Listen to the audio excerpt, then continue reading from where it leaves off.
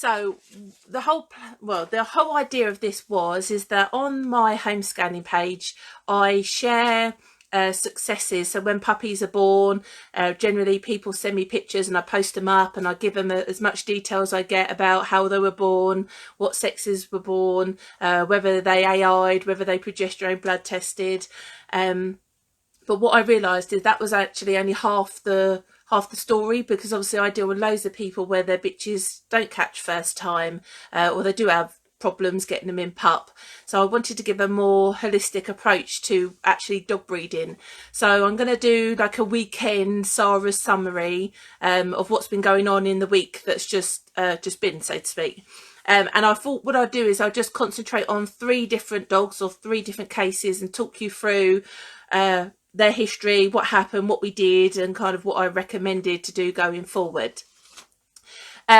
Please, likes, hearts, let me know that you're there. If you have a question, just comment and I'll answer as much as I can. All right. But yeah, so this is just basically a true breakdown of what's sort of been going on this week for me. But we've had some successes. So I've scanned a Border Terrier pup with 8, and this is what I can remember off the top of my head and what notes I've made. A Boxer with 9, a Dutch Herder that was actually an accidental mating and a late scan. She was already into might have been early 50s, and I've guessed around about 6, so we'll find out whether that actually is the case or not. And 2 French Bulldogs, both carrying 2 pups. So that's sort of the positives that I've had this week. There's been a fair few negatives, and I'm not going to go through all of them, but I've just picked out 3 more complex cases. So the first is a Labrador. So she was progesterone blood tested, and so the female had previously had a litter of 9 pups. So we know the bitch is fertile. She was being put to a maiden dog, so they progesterone blood tested. Her first set of bloods come back as 3.1 nanograms, so it's the lower scale. Second test come back as 11.49 nanograms, which is pretty much near on mate immediately. The owner took the female to the stud dog. They had a good natural mating, had a 15-20 minute tie. She returned the next day, got the same amount of tie, and I've scanned her and she's not in pup, she's missed. So this is a bit unusual because we know she can have pups because she's had a litter before. They blood tested and they know that she didn't do anything crazy with her numbers. They had 2 good ties, so that suggests, sort of, always believe that breeding, you're building different parts of the jigsaw puzzle, and all this is tying in 2 good ties. So the stud dog said, yeah, I think she's good to go as well. It's a maiden stud dog, so what I recommended is that the stud dog be sperm tested just to check that he's cooking on gas, because he is a maiden boy and he hasn't side anything previously. I believe he was about 2.5 years old as well, so he's a slightly older maiden dog as well, so it's worth just checking. They did basically go and get him sperm checked. I've had an email and I couldn't really work out. Basically they said he's got an infection anyway, and that might have impacted his semen production. So going forward they're going to have to obviously treat that infection, sperm check him. Really it should be 3 months afterwards, because it takes sperm 3 months to grow. They need to sperm check him. If he's good, then they know he's good to offer him at stud and for him to cover the bitch when she's next in season. So that's just unfortunate events. It sounds like he might not have been cooking on full gas, and no one was to know. So unfortunately that bitch is missed. Interestingly, I've had another Labrador miss, and so she was another interesting case. And if we're getting Labradors miss, it makes you wonder for the rest of us that breed more difficult breeds. It just goes to show how difficult this is. But I had a Labrador. She had previously had a litter. They had mated her on a previous season and I was asked to scan her and she had missed. But what had become apparent is that she's not a very good traveller, and they felt that maybe they travelled quite a significant distance, that actually the journey didn't do her any favours, and then obviously the mating on top, and then the huge journey on the way home as well. So I suggested possibly as an alternative would be to progesterone test her and get chilled semen shipped to her, so effectively she hasn't got to go too far and has got no long journeys ahead of her. So we blood tested and she was 2.9 nanograms. Tested her again, she was 2.69 nanograms, so she had dropped a little bit, and that's fine. You can have a 20% variation with blood testing. It tends to be higher in the mornings and it tails off through the day.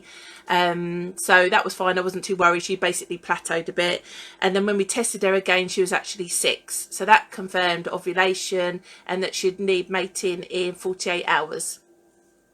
Now this one, and I think I previously mentioned her, I don't know, maybe in an email that I do or on another live or something or other, but she was a bit naughty because she had an accidental mating the day we did the blood test, because that's why we did the blood test. She had an accidental mating with her son.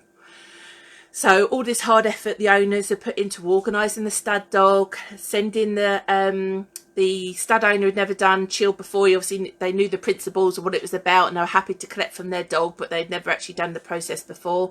So we had all the conversation, they were all happy with that.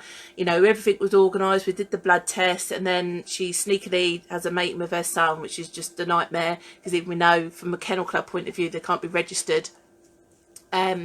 So they rushed her to me and said, what should we do? So I said, well, let's blood test her first of all to even know whether she's even fertile, because we might be freaking out about nothing.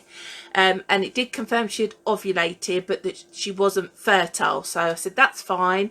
What we'll do as an attempt to do something is that we'll flush her out with water, because sperm will die when it comes into contact with water. So, and literally they came to me within 3 hours of the mating happening. So I said, come to me, we'll flush her out with water, sterile water, see what the blood test results say, and we'll go from there. So lucky enough, it was a mate 48 hours. So I said, that's right, we'll flush her out with water, we'll leave her the 48 hours, and then we'll put the semen in. I think it was like on the Monday. We'll put the semen in on the Monday. We did that. But she didn't catch. So I don't know if that's a good or a bad thing, because obviously they didn't want any puppies from the father, from the son mother mating, so that definitely didn't happen. But what we don't know was the water flushing a really successful way of preventing mismatings? Something to bear in mind, because I've never done that before, but it definitely did the job of sorts. But did the water impact the environment, the uterine environment, that then meant when we put the chilled in that it wasn't successful? I don't know whether it knocked out or killed to the pH levels. With the chilled, well, one word of advice: if you ever have chilled sent to you, I would always ask that they split the sample. Well, generally I always advise 2 samples to be sent, so you can collect from the stud dog and then 20 minutes later you can collect again, and then you can ship them both at the same time. But even if you only get 1 collection because the dog is older and he's not producing as much, or it's just difficult, I would still split those 2 collections, because actually what happened in this instance is one of the collections leaked. But that was fine because we still had a backup one. So you see, this was quite a complex case that seemed quite straightforward in, you know, the planning of it, but the practicality of it got ever more complex. So one of the containers had actually leaked, but we did still have one, and being a Labrador, generally the concentration was pretty good. It woke up okay. So obviously there's a certain knack to when you're chilling semen that it's fairly fragile, and if you don't do things the right way you can damage it. So obviously it was someone doing it for the first time, but what we got, it was there, it was alive, we woke it up. It was enough to do the job, but it still didn't work. But as I say, there was a number of reasons. Was it the water flush? Was it the water flush that affected the pH level, or was it just that the quantity wasn't enough given the process that it had been through? So that was another Labrador that missed. The owners thought she was pregnant, and I never say anything now when I go to scan, because what they look and what they are could be two totally different things. So I did think, her teats look a bit bigger, and fingers crossed after everything we had been through. But when I scanned her, she wasn't in pup, so it looks like she's going to have a male phantom, which is what she had previously done on the last season.